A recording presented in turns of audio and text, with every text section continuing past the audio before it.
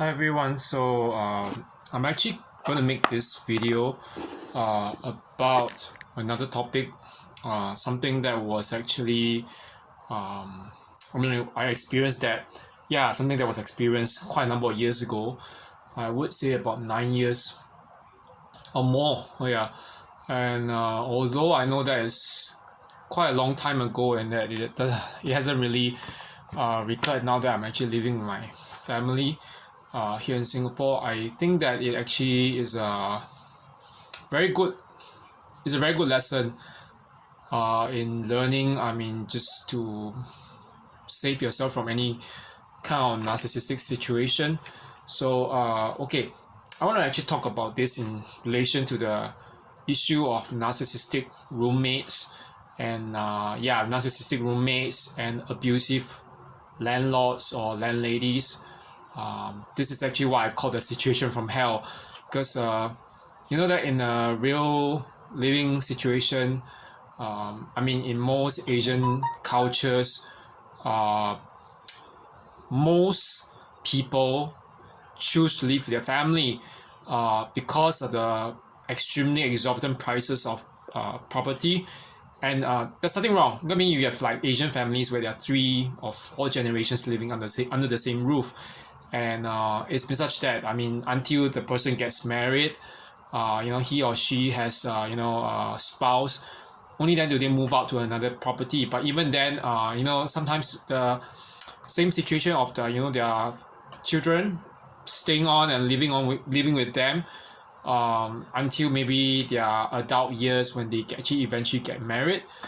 It persists. But I know that in the West, especially in countries like Australia, Canada, United States, people make it a point to move out, and even if it means renting a property, renting a room or whatever, it could be just a basement. But the idea of having your own space is a very common thing, and especially with people moving out to a different city, a different town to study and to work, it becomes even more common, and it's actually frowned upon to actually live with a family.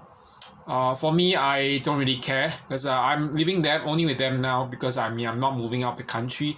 Eventually, I will move out. Okay, when I actually go and study my graduate diploma in psychology and clinical psychology, or even when I just immigrate, whatever. The thing is, but going back to the topic of abusive landlords and landladies and narcissistic roommates, I'm actually going to cluster them all together under this general umbrella of the really abusive and manipulative and narcissistic person who's actually using that living space, as a chance to harass you. Okay, I had a situation that I don't think that I told anyone about it because it's been so long. I don't even look back on it anymore because basically I don't think the person is alive. I'll be honest, I don't think she's alive.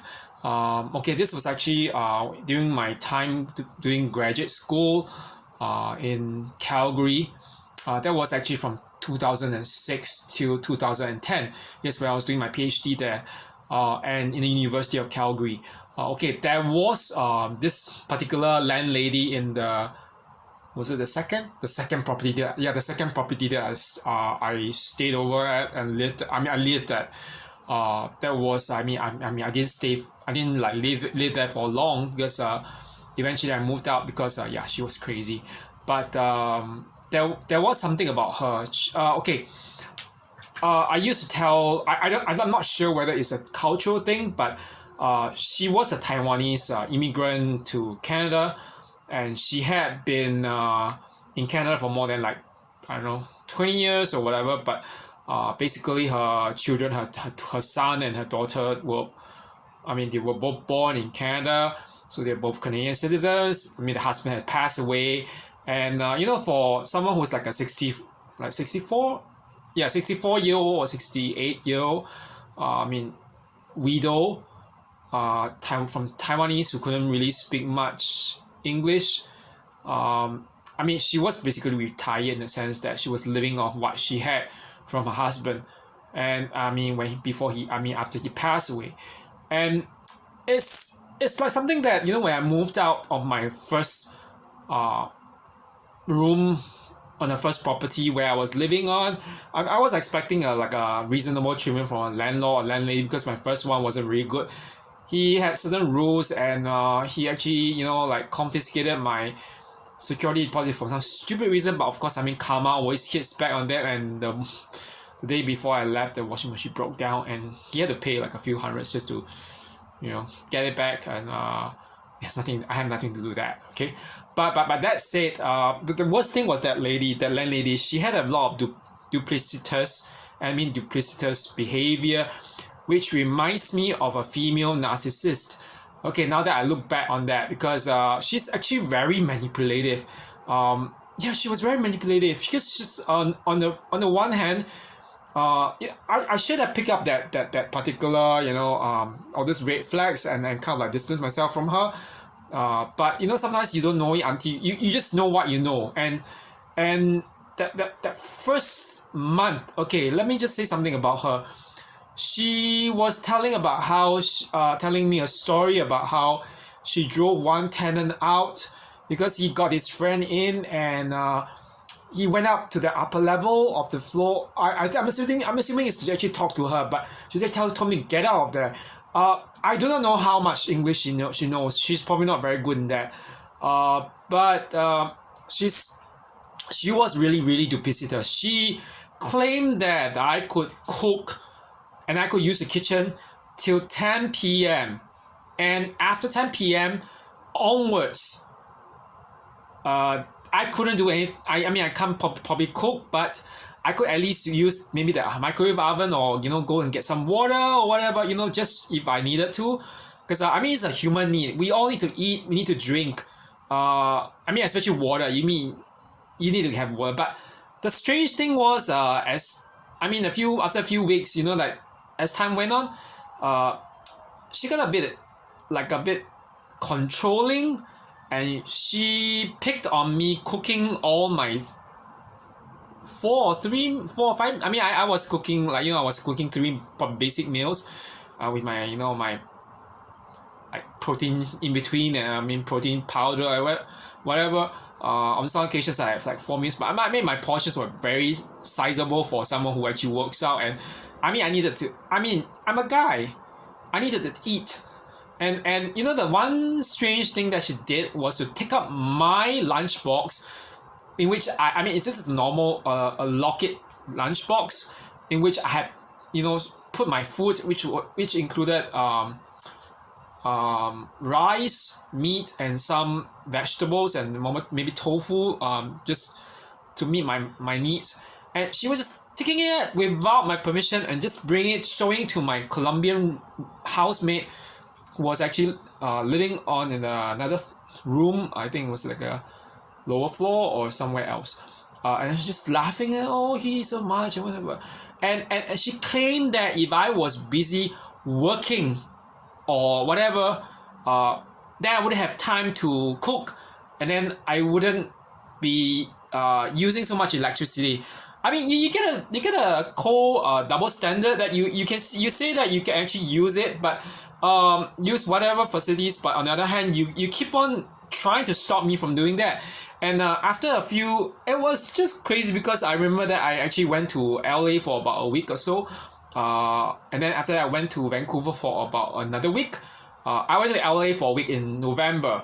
That was just sometime after, I think after my assignments were all done, or was it, yeah, or maybe during my break, my reading break. And during the Christmas holidays, I went over to Vancouver, because most of my friends were there from my time in Simon Fraser. I didn't even use that much. You would think about the fact that I was away for more than 2 weeks throughout those few months, when I moved in around November or October. So during those few months, how much electricity could you actually live on? I mean, use just by like when you switch it off after you go out of the room, whatever. I do that all the time, and I was in school a lot. I was in the university a lot. Okay, but on top of that, trying to like just pick on my food habits. She was actually trying to um harass me. Yeah, she harassed me a lot. She actually knocked on my door on the windows, telling me to help her in shoveling while I was studying. I mean, the thing that she could have done was to tell me to actually just have a like a regular shoveling schedule, like when we're supposed to do it during the winter, because the winter is long in Calgary. It's like more than 6 months or 7 months. I mean, or even more. And I mean, it feels like a 9-month winter. I mean, snows that comes every time, uh but she didn't really do that. And the strange thing was, after I came back from LA, after and Vancouver, I mean, other than the thing about taking my lunchbox and showing it to my Colombian housemate, she was doing all the stuff like harassing me as well. In the end she told me to leave. It was just like eviction without notice, telling me that because our working styles are different. And she didn't want to return my security deposit to me. At the end of it, she claimed that she's deducting money from the security deposit, which was about $300 or $400. Yeah, she took away about 150 or something, just because she claimed that it was to compensate her for the electricity or whatever. Yeah, it's ridiculous. It's really ridiculous. But I mean, thankfully, I moved out, and that was in 2007. There was another situation with an abusive, or I mean, not just an abusive, but quite a number of abusive roommates back when I was living in Australia, in Sydney. And okay, there was there was this house that I remember. It was like 3 months, but I think it must have contributed to my CPTSD, because right then I was like an immigrant. I was like a permanent resident in Australia. I mean, as someone with Canadian qualifications and maybe Canadian and Japanese working experience, it wasn't very well respected or accepted in Australia. They always talk about local experience. Things are always being done like that, and of course that my being Asian didn't really help me. I'll be honest, there's a very strong undercurrent of racism in Australia, but it's just disturbing when I thought about when I think back about what happened, because I had a roommate, this British roommate. I mean, he was in a different room, but I just call him roommate loosely. But he was in the UK. He always picked on me for no apparent reason. Things like I was looking for a job, so I was jobless. He loves to actually cut me down. Like, everything he does was to cut me down, to pick on the fact, oh, I don't believe that you had a PhD. You probably live off your parents. That's how you came to Australia.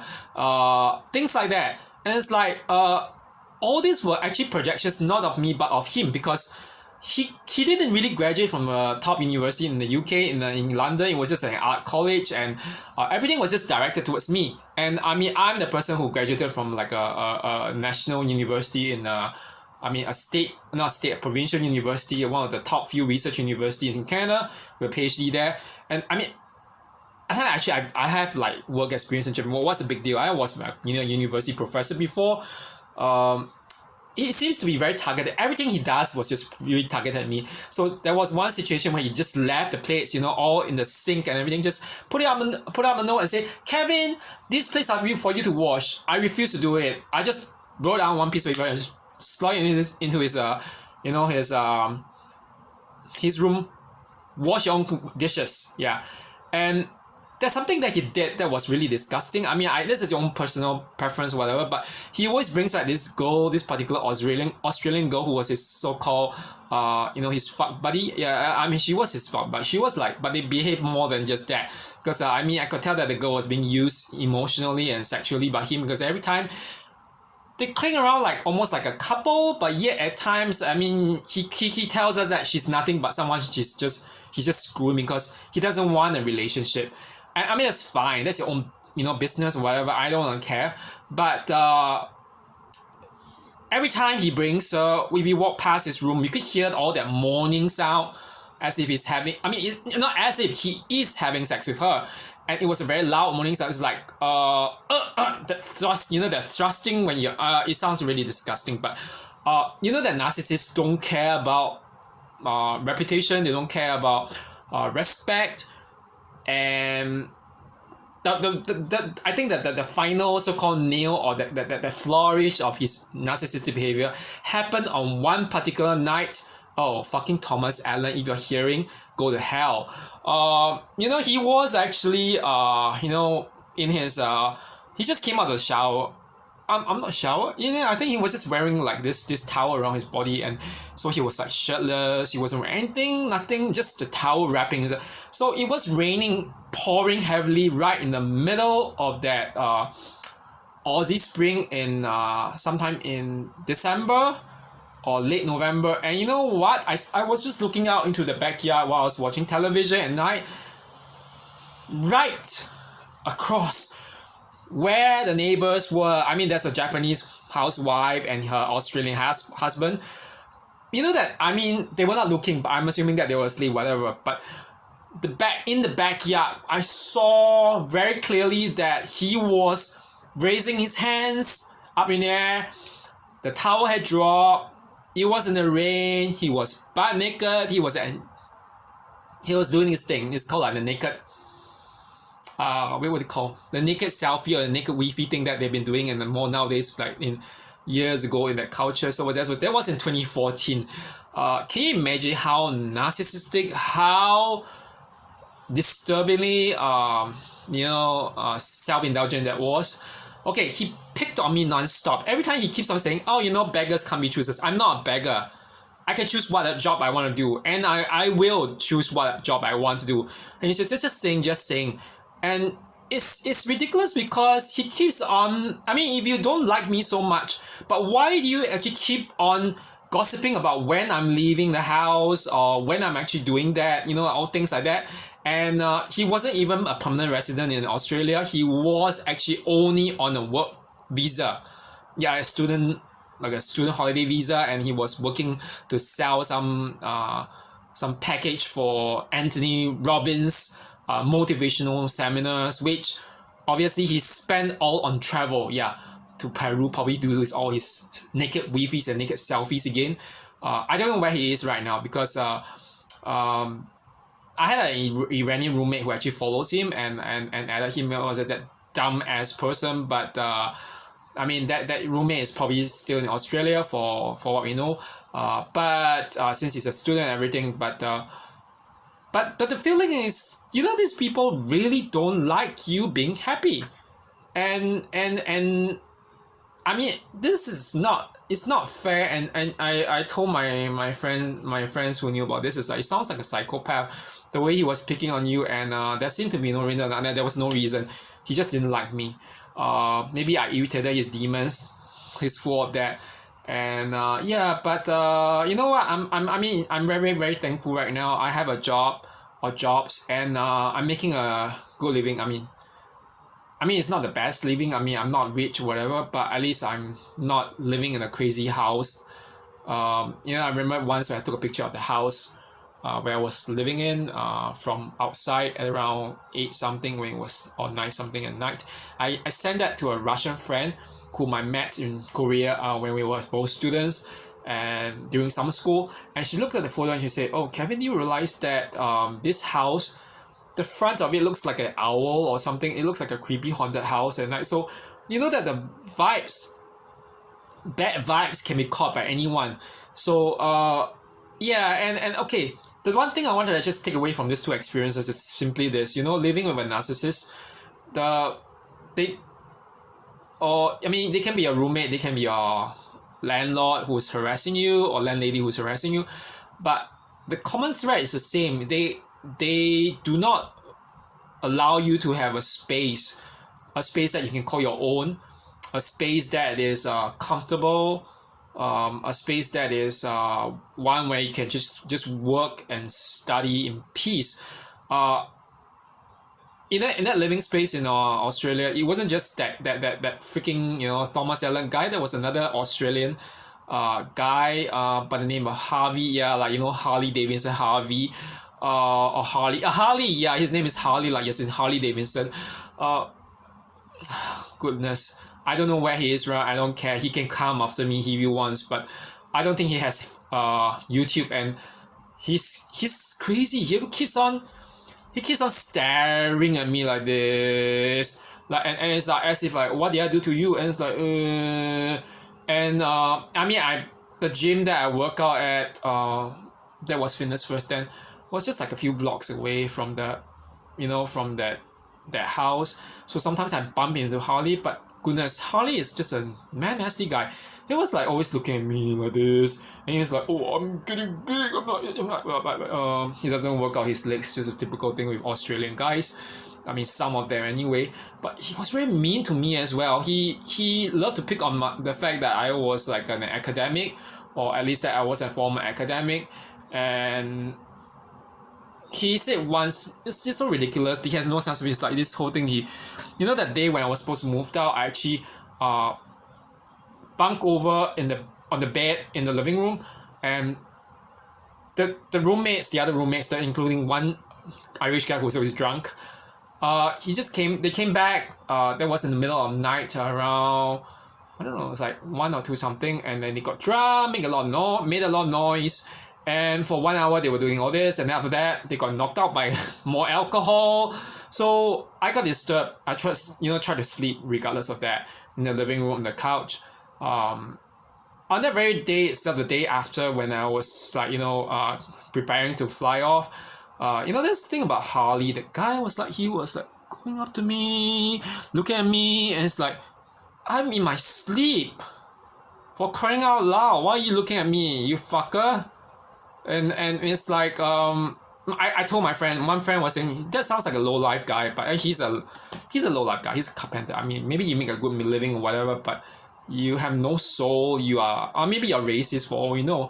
I mean, they do stuff like, getting drunk and making a lot of noise. I remember once I was doing a proposal for postdoctoral application, and right in the middle of it on a Saturday, can you imagine that in the afternoon they were like playing music so loudly, like punks, drinking in their porch, and say, I can do what I fucking want, don't you dare to, like, that was what he did. He challenged me, and I had no choice. I kept on going out to the beach nearby, which was like 15 minutes walk, Maruba Beach, and I also went to the library nearby to do my work. Can you guess how ridiculous it is? Okay, I just want to bring back the point that, these narcissists don't like you have your living space. If you need to, please move out as soon as possible. And even if the narcissist is some kind of like a family member or friend, you don't want to end up in that state where you are constantly terrorized. I mean, the best thing is like, they say, grey rock them, give them very minimal information. I mean, things will spread. Like that Thomas Allen guy knew that I was moving out because he checked with the one who was running the property, the property manager. You see how disgustingly sneaky these people are. But I don't care now. He can just, try to find out where I am or whatever, but he won't get to me anyway. He's all the way in the UK now, being his low-life predatory self. But that said, there's still karma. I'm pretty sure there's karma. That lady, that landlady, in 2008-7, who terrorized me. She was on retirement, but barely about 2 or 3 years after that, in 2009, 2010, I remember that I saw her a few times in Walmart. Walmart pays you very low pittance salary per hour. It's like maybe was it like a $5 or $6 per hour? I mean, it's just like nothing. And for her to do it part-time, it means that she's probably not making enough to actually survive. And obviously her daughter, who's working in another city or another province in Canada, and her son, who's like basically studying in college, he was studying Mount Royal College, university, but now not in college, now university.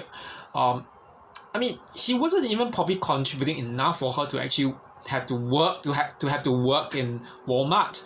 And people like that, there's always karma, because she was like, I don't think she was very, very happy when she served the customers, and like people like that, it will ultimately reflect in your work.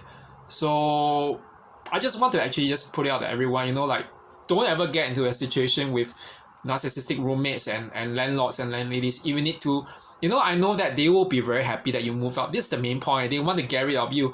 But you know, you can't drive them out because, I mean, one, they either own the property, or two, even if they don't own the property like your roommates, they refuse to budge. Yeah, so I'm gonna wait and continue to get terrorized by them until they move out. I don't think you want that kind of situation.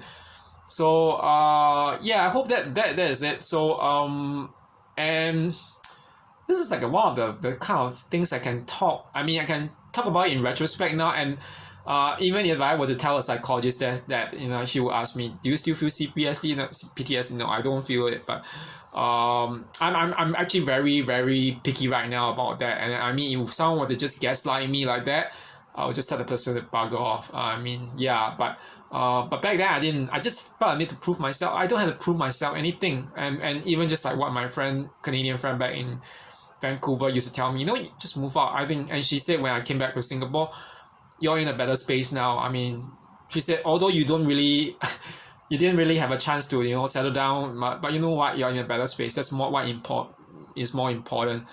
Okay, so yeah, that's it for now. And yeah, and it's actually the holidays almost, I mean, the long holidays ending, so I have to go back to work tomorrow. And I'm also seeing my psychologist just for the bits of counseling and therapy over yeah, over the PTSD from narcissistic discard about 6 or 7 years ago. But I'm fine. I'm doing fine. I think that anyone should just learn their lessons and whatever. So but anyway, that's it for now. And I'll get back and make some more videos when I have the time. I really hope everyone does not end up in the situation that I was in. Because you know, I was explaining this situation to my mom, and she had no inkling of it. She was like, you know, it's a very common Chinese thing. I have this theory that it's a very Chinese thing. It's common for them to actually abuse their tenants. Because my mom has no inkling. She said, "Oh, maybe you were just being messy." No, it's not being messy. She just didn't want to let me pay extra for electricity, and on top of that, she just didn't allow me cook. And she said, "Oh, it's normal." No, it's not normal. You don't allow people to eat a drink. So what do you want to do? Pay money outside in the food court, or go into debt just to get food? That's not human. That is actually pretty inhumane. Yeah, it's inhumane and inhuman. Okay, so I just had to call her, and I just told her, don't talk to me about that. That landlady is probably not alive anymore, because she's probably like now 80 something, and considering her very toxic behavior, I would be surprised if she's still alive with that kind of behavior. I mean, even her son can't really stand her. Her daughter told her sometimes when she came back, "Mom, don't do that." And you know that when your children tell you to stop doing that, you probably don't have very good relationships with them. So yeah, anyway, so that's it for now. I think the video is going to cut off soon. I hope everyone has a good rest of the holiday, and I'm speaking very fast because I'm trying to make the limit. Okay, but anyway, have a good rest of the week, and yeah, thanks, bye bye.